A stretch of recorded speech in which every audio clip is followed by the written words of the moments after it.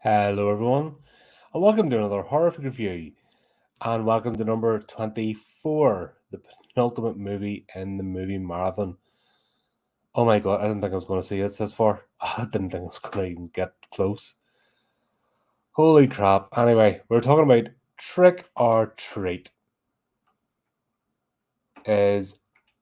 Ah, God. I lost it. It's an anthology film of 5 interconnecting stories that take place in the town on All Hallows Eve as people are trick or treating. I don't know how I missed this one. It's one that's always been in the zeitgeist, and the little Sam figure, he's become like a character. But yeah, it was always one I had on the list, meaning to get around to it. I actually keep meaning to do it at Halloween, and something else always comes up or get distracted. And then I'm like, oh, I can't watch this, not on Halloween.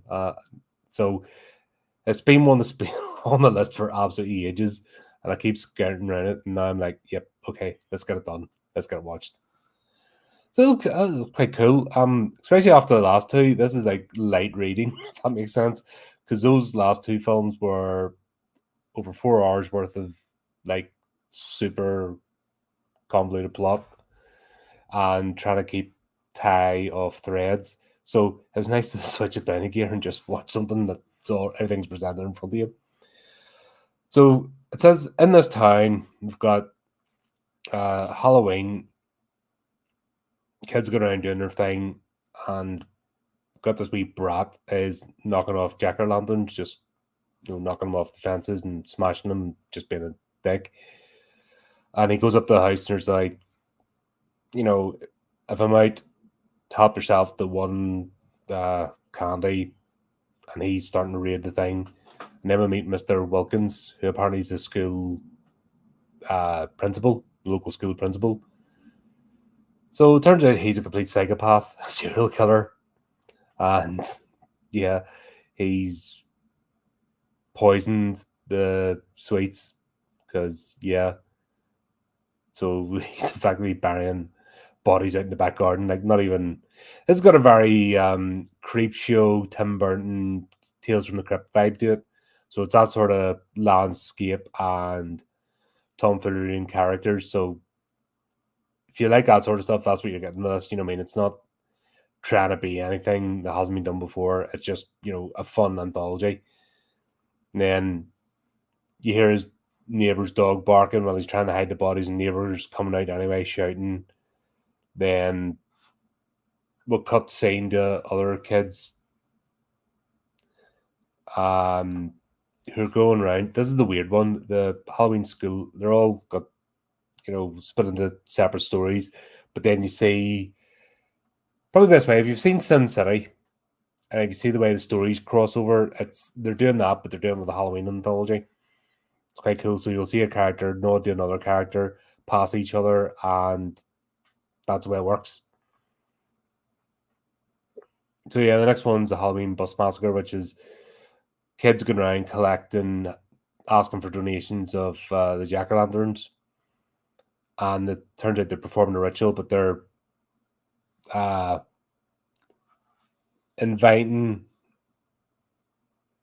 God, who was it? Rhonda?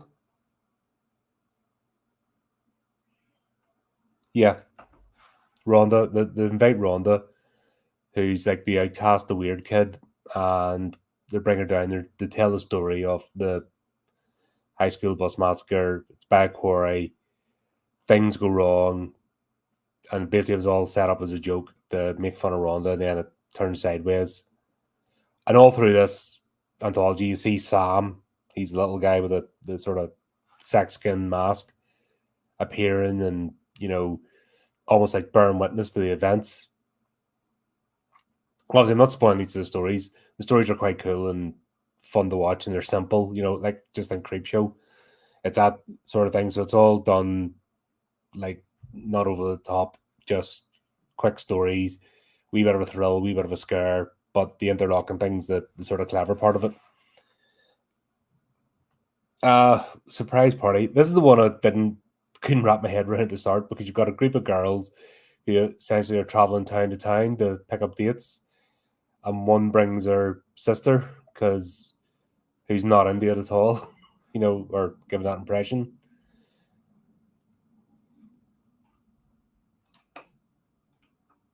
Yeah, well, I may have accidentally dozed off while I was watching the last movie. So, like, I don't know how long I was out for. I was on the sofa watching it, and then next time I'm like, whoa! And that's why I was just, oh shit, gotta get this watched.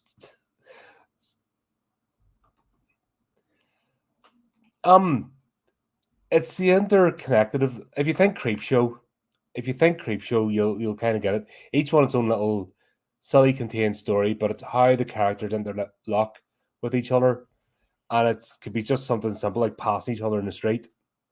Like in the school bus one, it's Rhonda leaving, and she's effectively give her offering. She sees Sam, she nods to him, and it's just all you know.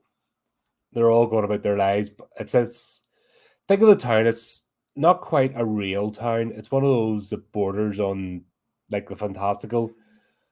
So this town steps into the other realm because it's the only way to explain why everything's happening. They become nexus points, and it's the whole legend of Sion anyway. Though the barrier between the living and the dead is that the veil's is thinnest.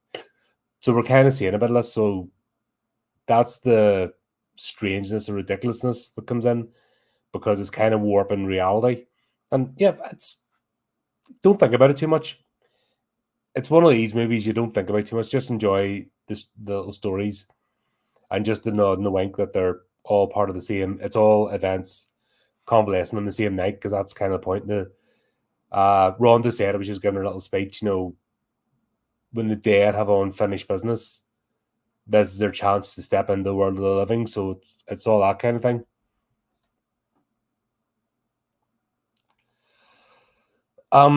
Yeah, I'm getting close to being a gibbering idiot.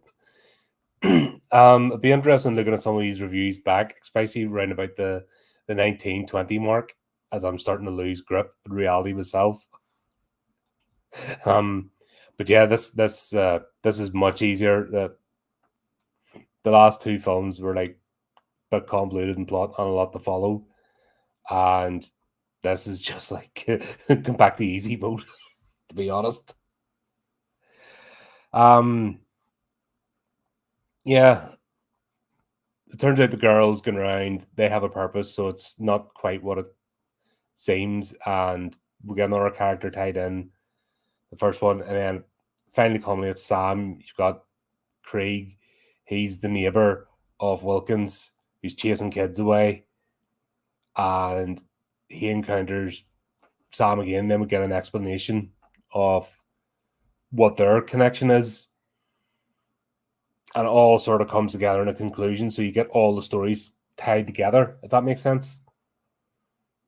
But yeah, it's like I'm saying, think Creepshow, think Tales from the Crypt, and think Sin City. I know it might be a strange one to throw in there, but think of the plot devices using Sin City to tie various character arcs together and separate stories into one narrative. That's what they've done here. It's a horror version of Sin City. So, yeah, it was cool. Enjoyed it. Nice, nice to step down a bit. Oh my god! Right, we're here. Final movie. Werewolf Cabal is next. I have a funny feeling it's going to be absolutely cheese balls. Hope it's good. Hope we finish off in a good one, but at this point, I just want to get finished. And I want my life back. 25 movies in 48 hours. Who would have thought this would have been such an emotionally taxing thing? But there you go. God, good state of me. Fucking stolen everything. I'm a mess. I'm an absolute mess. If anyone's watching these back after the fact, understand this is part of a whole thing. That's why they're done the way they are.